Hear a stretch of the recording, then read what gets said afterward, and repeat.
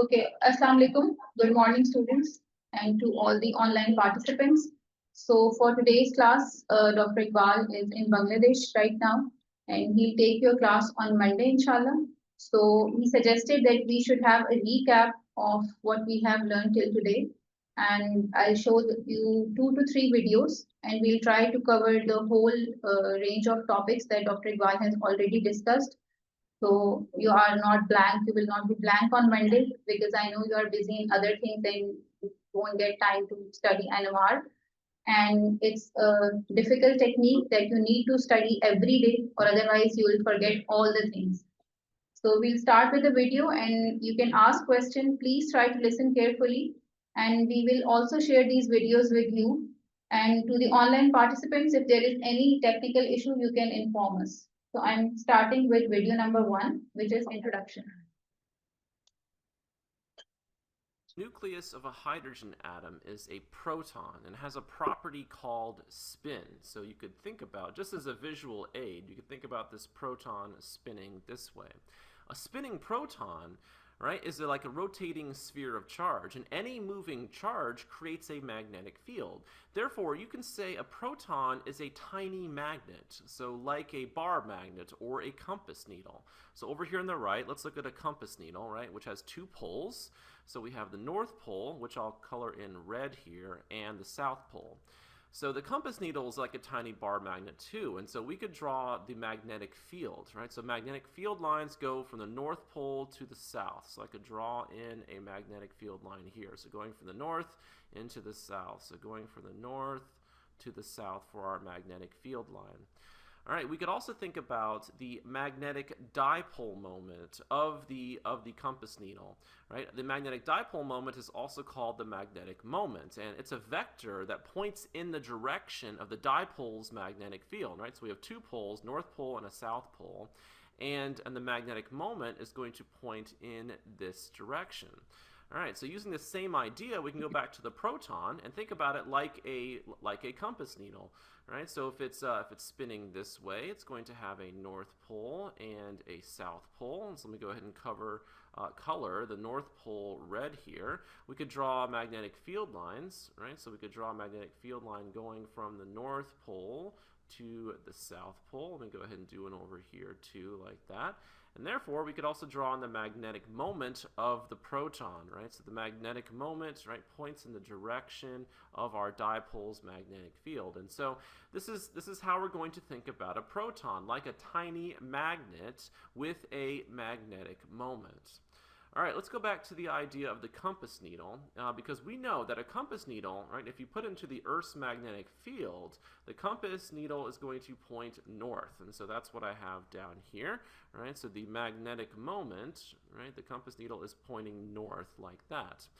And we know that opposite poles attract. So if this is the North Pole of our little bar magnet, of our compass needle, this must be the magnetic South Pole. And so I'm sure some of you are like, well, that's the geographic North Pole, and it is the geographic North Pole. But if you're talking about magnets, it's actually the magnetic South Pole because opposite poles attract. So if this is the South Pole down here, this must be the magnetic North Pole of the Earth.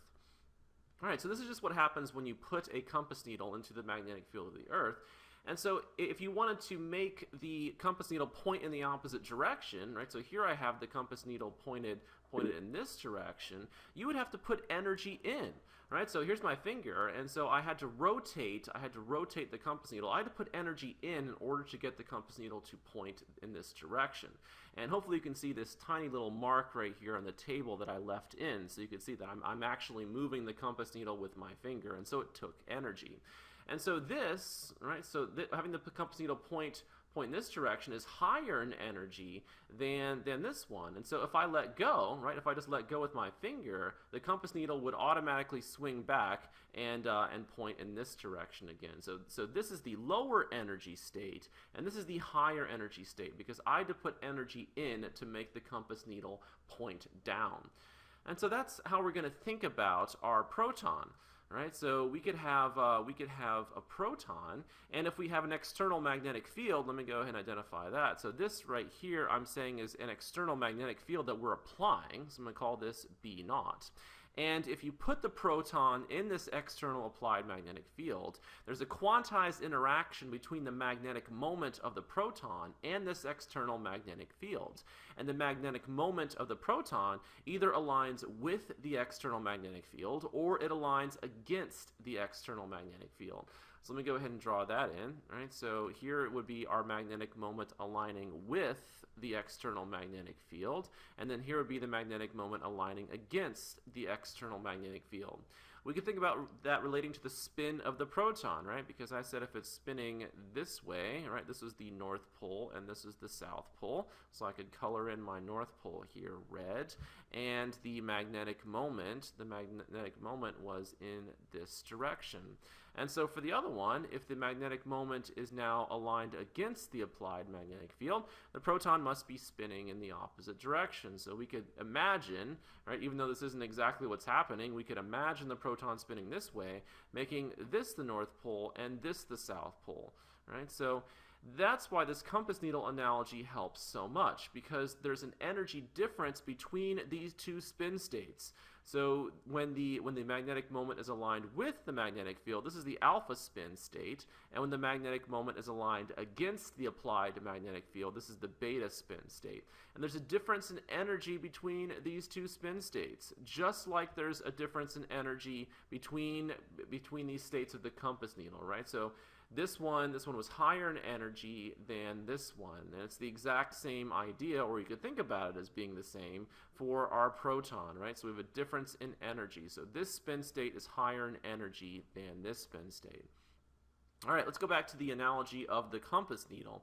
If we were somehow able to increase the magnetic field of the Earth, it would take me more energy in order to make the compass point down, right? So I would have to put more energy in order to change the direction of the compass needle. Same idea with the proton. If you increase the applied magnetic field, so I'm now going to draw a bigger magnetic field, right? So here's a bigger magnetic field, so a bigger B naught. So I've increased B naught.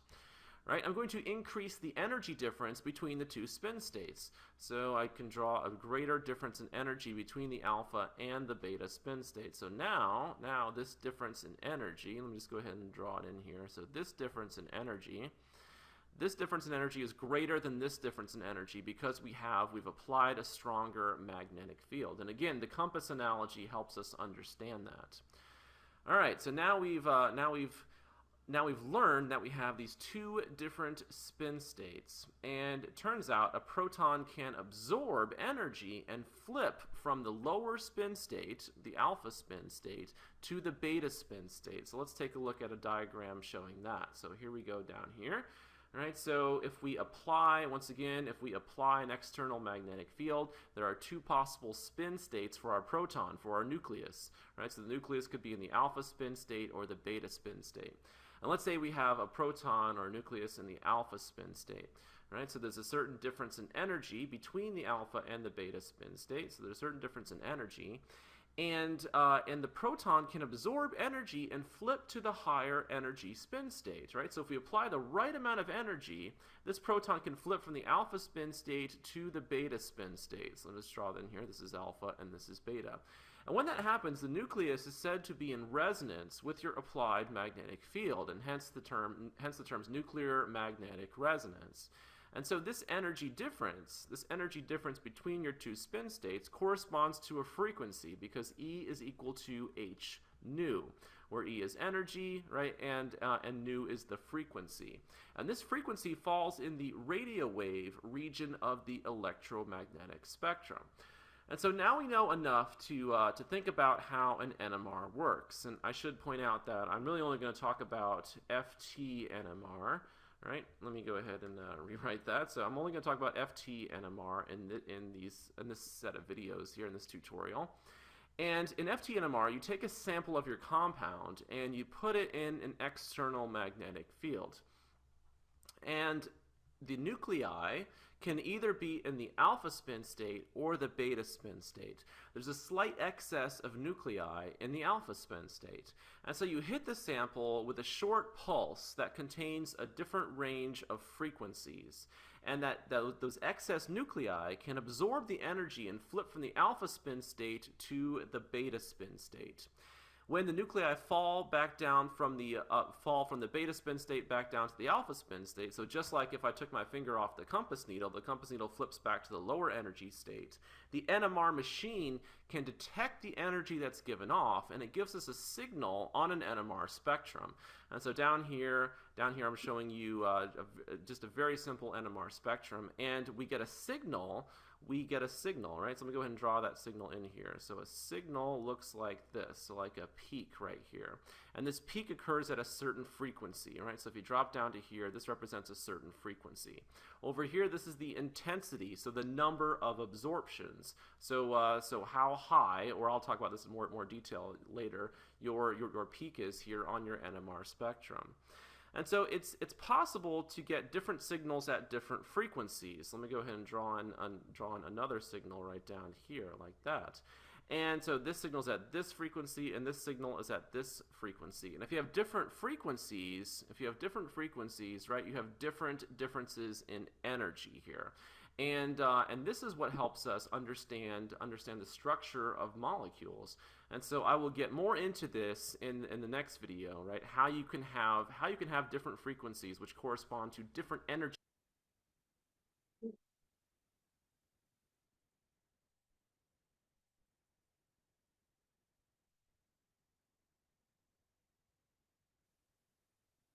Before we get into nuclear shielding, we need to review some physics. So let's say we have current in a loop of wire. So on the left is our loop of wire, and let's say that current is going in this direction. So in physics, you represent current by I.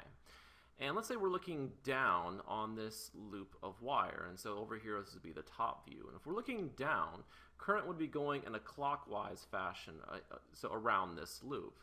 In physics, current is thought of as being moving positive charges. So even though that's not really what's happening, but a moving charge creates a magnetic field, and so the current's going to create a magnetic field.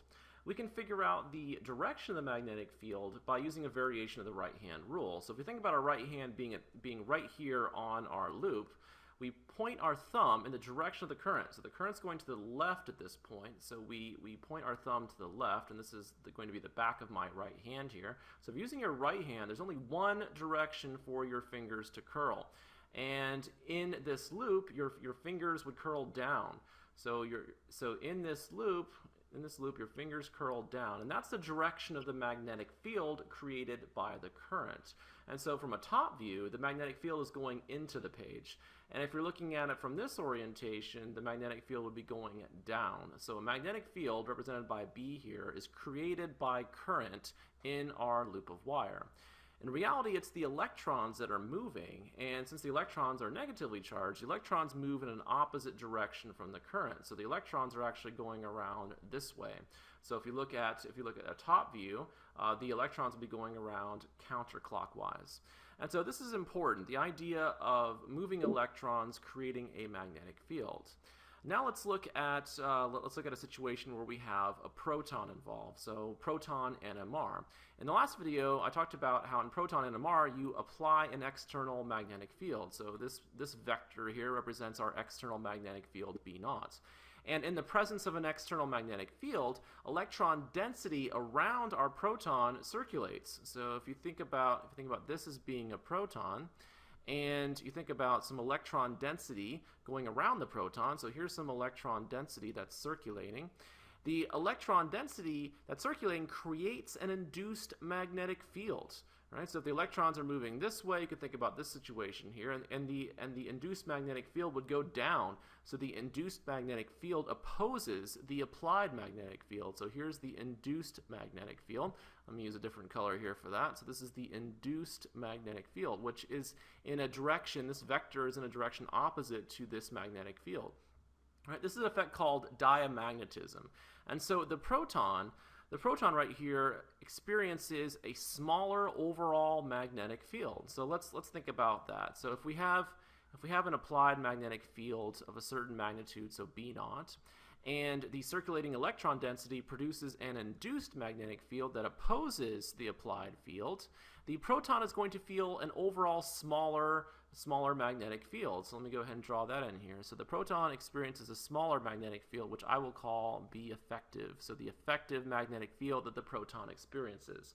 Or you can think about it like this, right? If you start, the effective magnetic field experienced by the proton would be equal to the original magnetic field, the applied magnetic field, minus the induced magnetic field.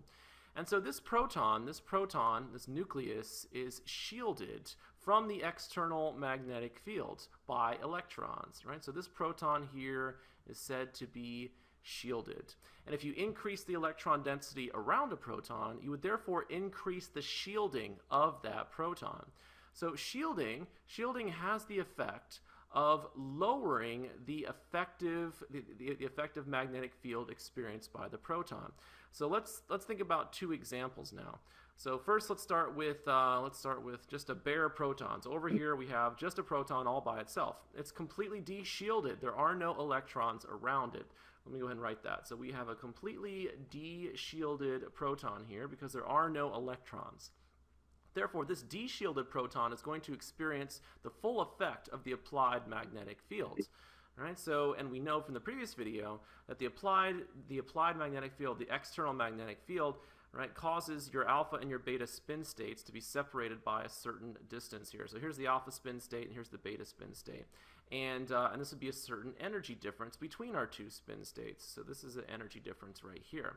Now let's move to the example on the right. So the example on the right, this proton here is a proton in a molecule. It's shielded. There's electron density around this proton. Right? So this is a shielded proton. Let me go ahead and write that. Shielded proton. And we've just talked about what that means. A shielded proton, right, has circulating electron density that creates a magnetic field that opposes the applied magnetic field.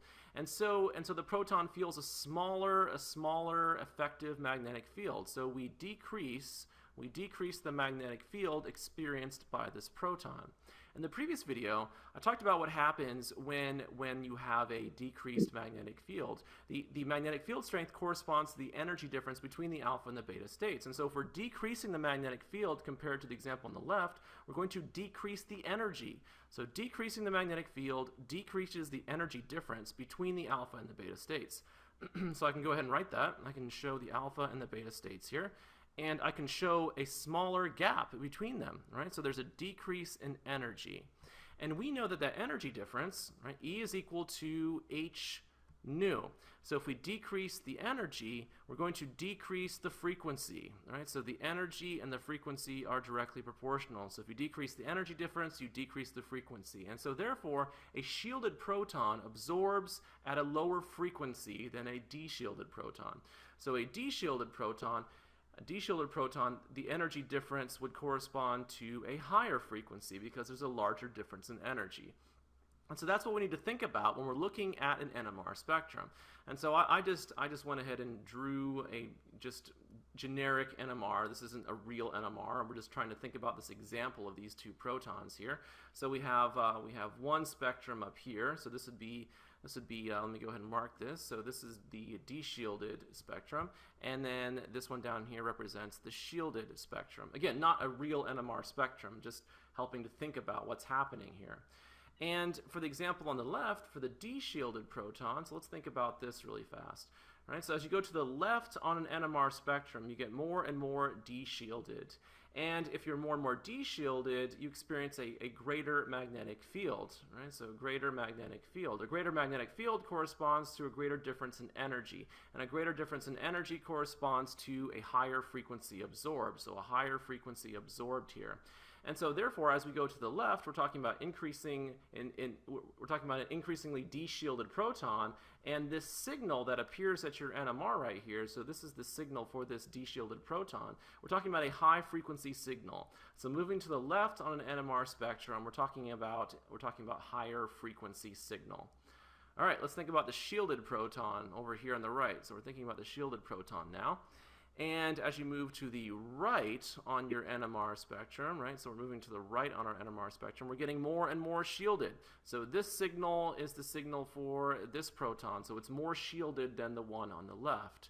So if you move to the right, you're talking about increasing shielding. And increasing shielding decreases the effective magnetic field. Decreasing the effective magnetic field decreases the energy difference between the alpha and the beta states, and therefore decreases the frequency absorbed. Right? So as you move to the right, you're talking about a lower frequency signal. So as you move to the right, you're talking about a lower frequency.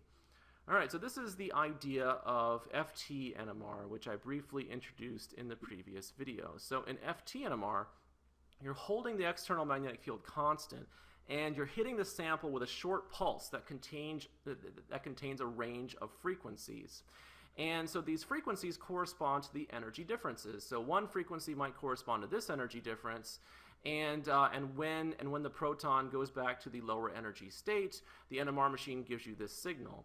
Another frequency might correspond to this energy difference, and once again the NMR would give you this signal. And so that's the idea about FT NMR. You do all this at once, and the NMR machine gives you your NMR spectrum. For older NMRs, you would hold the frequency constant and vary the strength of the magnetic field.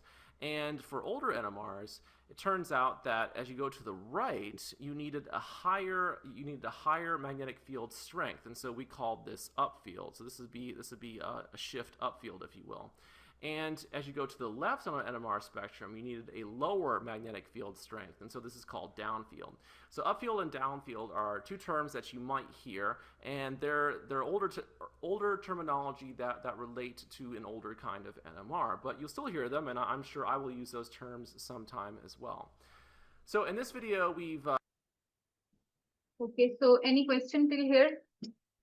Can anyone tell me what is B naught and what is B effective? What is the difference between B naught and B effective? B naught is applied again from the machine. Yeah. B effective. About how the atoms, how this and the shielding and the shield. You want to say something? How to control this environment, because we have different atoms and different environment. So every environment is absorbed the frequency is different. Right. And do you understand the idea of shielding and de-shielding? Can anyone explain me? Not you. Okay. Voice is not clear. Voice of what? Video. Voice of video? Call person. Okay, can anyone explain the difference between shielding and de-shielding? Shielding when leaving atoms and its electrons affect on our middle atom, like hydrogen, and de-shielding when it's single and can't affect anything.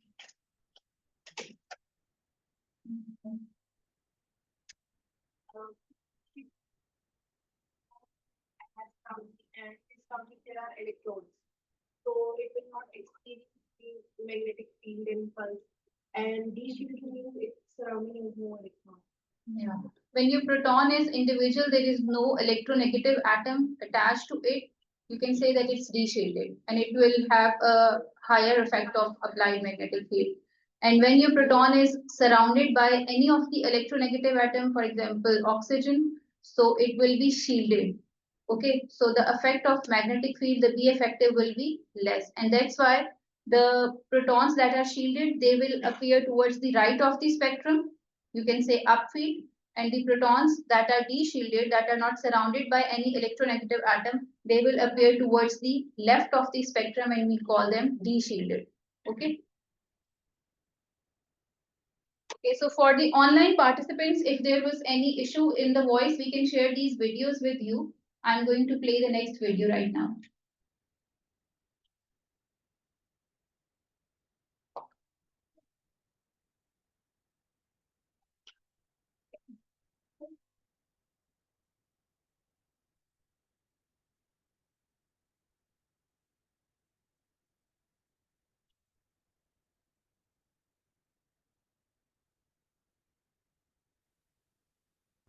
In the previous video, we looked at the protons.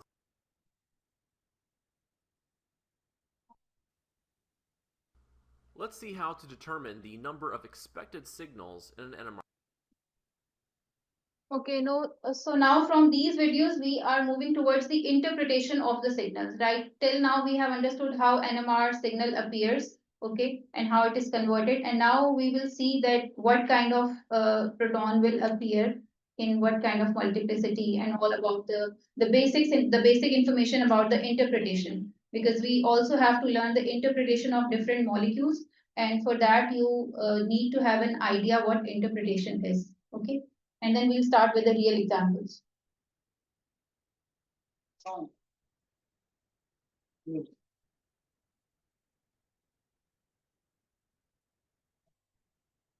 Our spectrum. And the best way to do this is just to do a lot of practice problems. And we'll start with methane.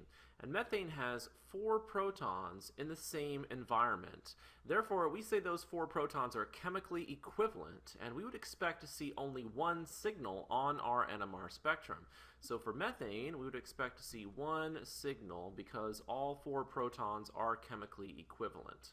If we move on to propane, right, so this carbon right here has 2 protons on it, and these 2 protons are in the same environment. Therefore, they are chemically equivalent, and we would expect to see only one signal for these 2 protons.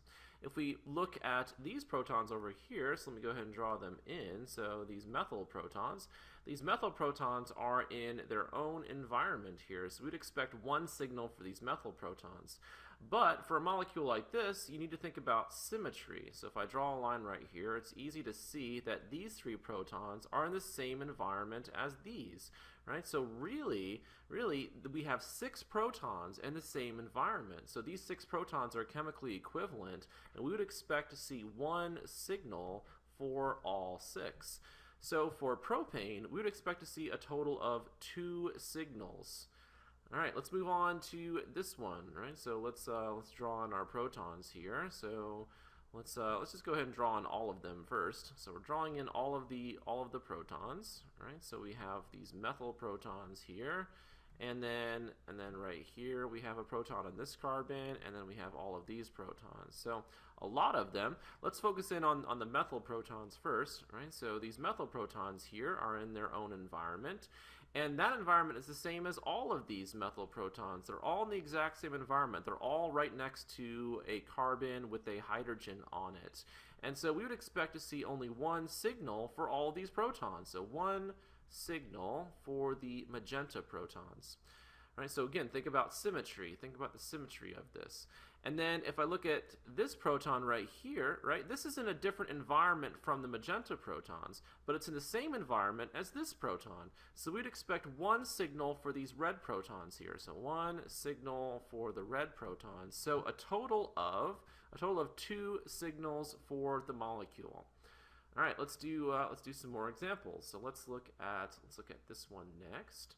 All right, so we have a carbon right here with 2 protons on it, and these 2 protons are in the same environment. They're chemically equivalent. These 2 protons are next to this oxygen here. We know oxygen is more electronegative than carbon, so oxygen is going to withdraw some electron density. And so these 2 protons are in a different environment from these 2 protons. These 2 protons right here, let me go ahead and change colors. These protons in red are further away from the oxygen, so they're in a different environment. So we'd expect one signal from the protons in red, and we would expect one signal from the protons in yellow. All right, we still have our methyl protons. Let me go ahead and draw those in. So we have 3 protons over here on this carbon. They're further away from the oxygen. They're in their own environment, right? They're chemically equivalent. So 1 signal expected for these protons. Finally, don't forget about the proton right here, the proton on the oxygen. So that's in its own environment, so we would expect 1 signal for that proton. So really a total, right, if you count them all up, a total of 4 signals, right? So we would expect 4 signals. Not sure why I put an S on here, only 1 signal. So a total of 4 for this alcohol. Let's look at this alcohol down here. So we have these 2. Okay, so till here, any question? You understood how he is trying to explain how you get different signals, how you can identify the protons with the same chemical environment will appear in a single signal followed by the others. All right, so he has shown you a very simple molecule. And in this case, you can see that the protons that are directly attached to the OH group will appear where in the spectrum, upfield or downfield? Upfield. Why? Because it's shielded. Followed by the red protons, CH2, because both of them has the same chemical environment, so they'll appear. And then lastly, your methyl group. Okay, as it is far from the electronegative atom, so it's shielded or de-shielded. It's de-shielded.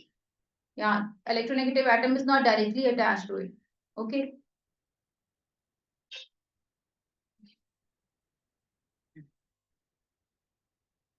Protons, right? And these protons over here, and these protons over here. So let's think about that. So symmetry helps for an example like this. These 2 protons, right, are in the same environment. They're between 2 CH2s, and so we'd expect 1 signal for these protons. So they're chemically equivalent.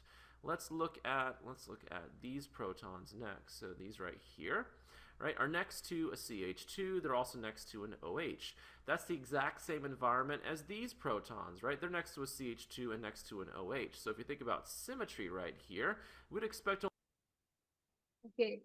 So I would like you to think and tell me how many signals will you get for this molecule which has a symmetry? 3. Okay, why 3? Those who are saying 3, can you explain? Symmetry. So this direction is side and surface. So we have individual 1, and it's near to match up with the 1, and the proton in the. Okay, first can you tell me that for these 2 magenta protons, will you get 1 signal or 2 signals? 1 signals. Okay, and then you are left with these protons which are up in the upward direction, and these both are CH2, and these both have same chemical environment because both are directly attached to hydroxyl group. So will you get 1 signal for these 2 or 2 signals? 1 signals. 1 signal. So there are overall 2 signals for this proton, not 3. Those who are saying 3, can they explain where will be the third signal? Yeah. Okay, for the OH, yeah. But OH does not always appear because if you are using a solvent that already has deuterium in it, this will be exchanged. This is a replaceable proton. So OH does not normally appear until unless you are using a solvent that does not have deuterium in it. Okay. So third signal will be for the OH.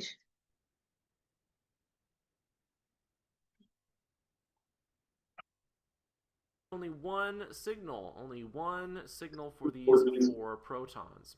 And then finally, we still have the proton on the oxygen. And once again, symmetry helps us think about the fact that this proton is in the same environment as this proton. So we would expect 1 signal there. So we would a total of 3 expected signals for this molecule. All right, let's move on to this compound over here on the right. And we can see that there's a chiral center right here on this carbon.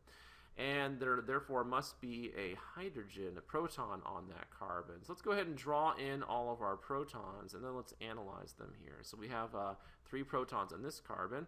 On this carbon right here, we have 2 protons. Right? I'm drawing them in with a wedge and a dash because we're going to need to think about those 2 protons. And then over here, right, we have 3 like that. All right, so let's think about how many different signals we're going to get. All right, so in the past, let me go back and use a different color here.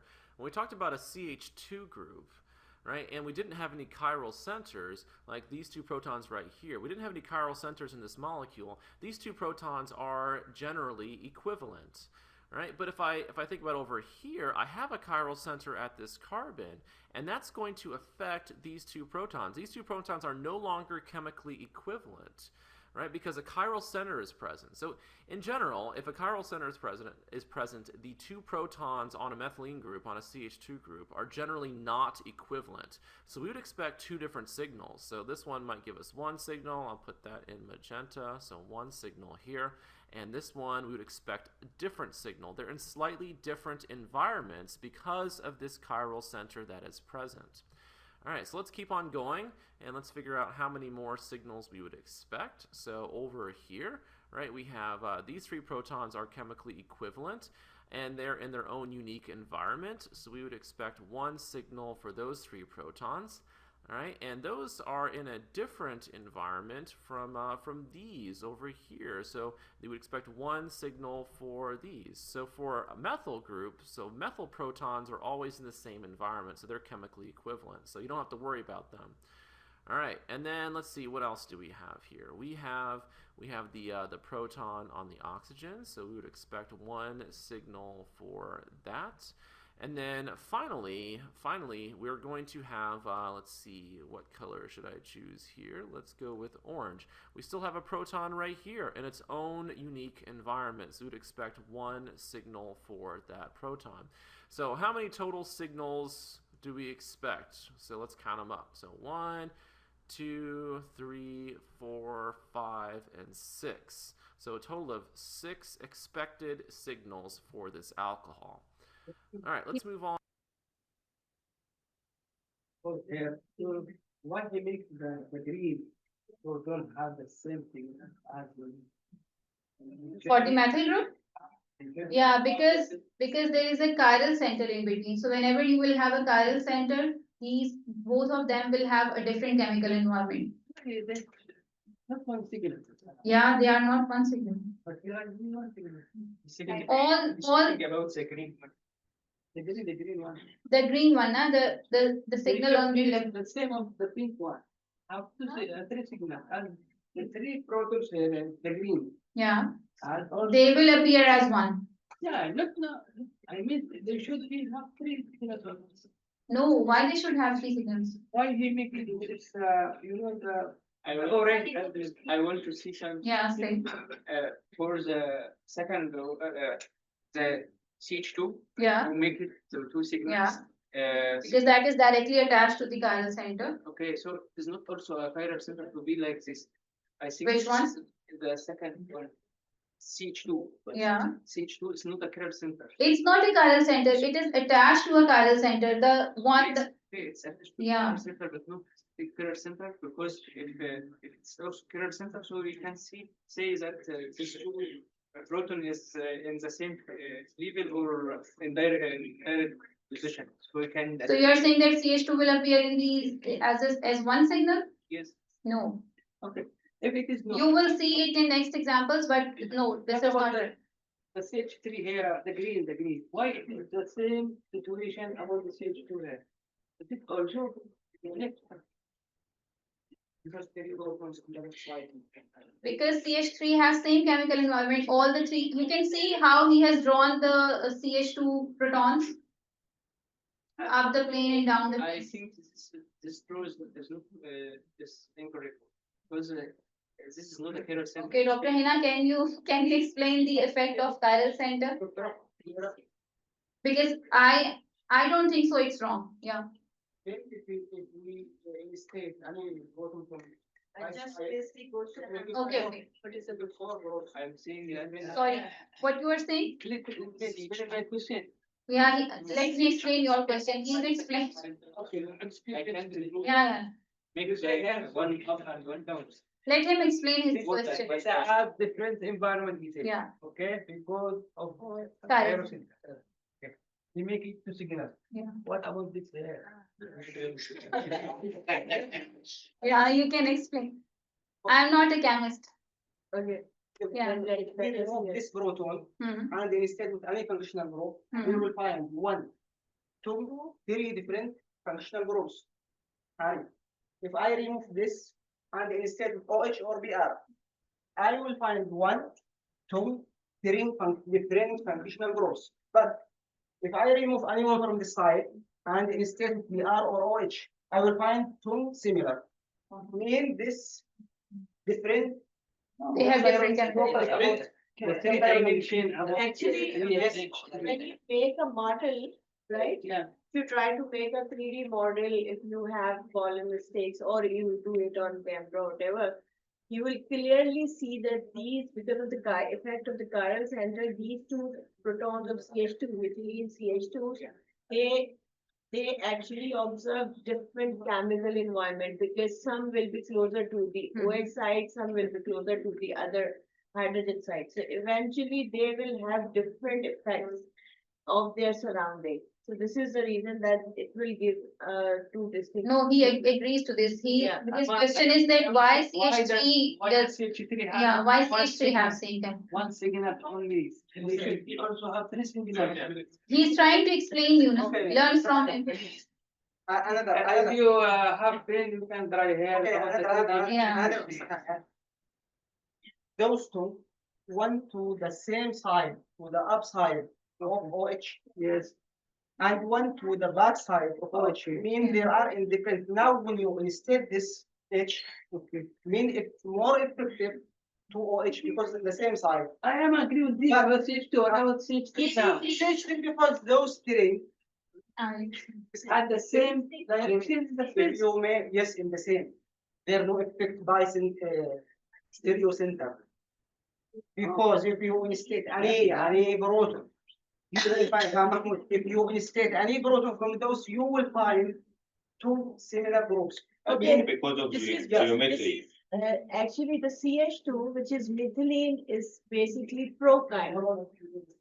Right? Prochiral. Prochiral is something Yeah. when you just exchange one of it, it will become chiral center. And this CH3 is not a prochiral center because it has three Three same similar- substituents, which are hydrogen, right? So even if you replace one single hydrogen, it will not yield to the chiral center, right? Exactly. So that methylene CH2 will have two distinct signal because it is a prochiral center. Each proton is observing different chemical shift. On contrary, CH3 doesn't have that effect because all three of them will experience The same. same effect, There is three. surrounding effect. Yeah, Dr. Tim, like you can explain it. Just explain the like isotopes. Okay, Humera is saying that for online participants, we have a question here that we have a pointer. Okay. So here we have this CH2. One of our student asked that why these two protons are giving two signals and why the CH3 is giving one signal. So this is basically a prochiral center. Prochiral means this is if you just replace one of the hydrogen or one of the substituent, that center will become chiral. So since this is a prochiral center, so each of these hydrogen will behave differently into the magnetic field, and eventually because of the effect of the chiral center, each of the hydrogen will experience different chemical environment and will have different signals. On contrary, the CH3 is basically not a prochiral center. So we call it either like an anechotopic or diastereotopic. So these are distereotopic protons right here. So these CH3, even if we replace one of the hydrogen, it will not yield to a chiral center. So basically these three are equivalent. So that is the reason that it will give a signal, one distinct signal, and these two hydrogen will give two distinct signals. I hope it's clear. Yeah. Now on that pro-chiral, the purple signal and the red signal, which one is going to have a higher chemical shift? Higher chemical shift, Yes. you mean? Yes. That to be honest, I'm not sure because we need to see the video further as well, and also chemical shift will as well. Like up and down. Okay, so it will give you a detail one, like which one will be upfield and which one will be downfield. So let's see. Let's move on to a benzene ring here. So let's look at benzene. And we know that benzene has 6 protons, right? So I could draw in the 6 protons here. And those 6 protons are all in the exact same environment. They're all chemically equivalent. And sometimes it's easier to just go ahead and draw your circle in here, right? And that just helps you to see that these protons are equivalent. It allows you to see the symmetry a little bit better, right? So again, thinking about symmetry, all 6 protons are in the same environment. Therefore, we would expect only one signal for benzene on an NMR spectrum. So let me go ahead and write that here. So only one signal for benzene because all 6 protons are chemically equivalent. Move over here to this molecule down here. All right, so let's think about what we have. So we have a methyl group here, a methyl group here. So that's 3 protons, right? So 3 protons for each methyl group. And those protons are in the same environment, right? So these 3 protons in this methyl group are in the same environment as these 3 protons, right? They're right next to an oxygen, which is next to this benzene ring. So next to an oxygen, next to a benzene ring. And so we'd expect only one signal, right? Only one signal for these 6 protons right here. If we look at our ring, we know that there's a proton here, we know there's a proton here, a proton here, and a proton here. And if we think about those protons, they're all in the exact same environment, right? So if I think about, let's say, this proton is next to a CH, right, with a double bond. It's next to a carbon right here with an oxygen. This is in the same environment as this one, right? This one's in the exact same environment. This one is. So again, symmetry helps you realize that all 4 protons are in the same environment. They're chemically equivalent, therefore one signal. So we would expect to see 2 signals. We would expect to see 2 signals for this molecule on an NMR spectrum. Finally, let's just look at cubane here, right? So one of the most interesting molecules, in my opinion. There are 8 protons on cubane. Cubane is just this cube here. And those 8 protons are all equivalent, right? So if you think about, if you just rotated this cube, right, you wouldn't be able to tell a difference here.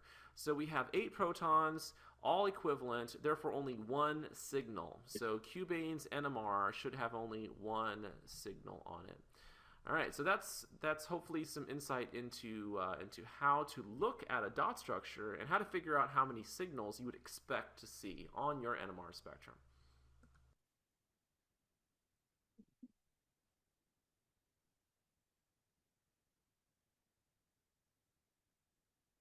Okay, so these were the videos for today, and from Monday, Dr. Iqbal will take your class.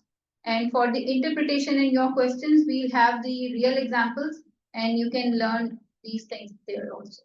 Okay, it was just to give you an idea.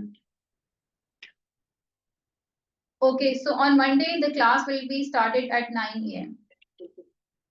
Yeah, Dr. Iqbal will take the class.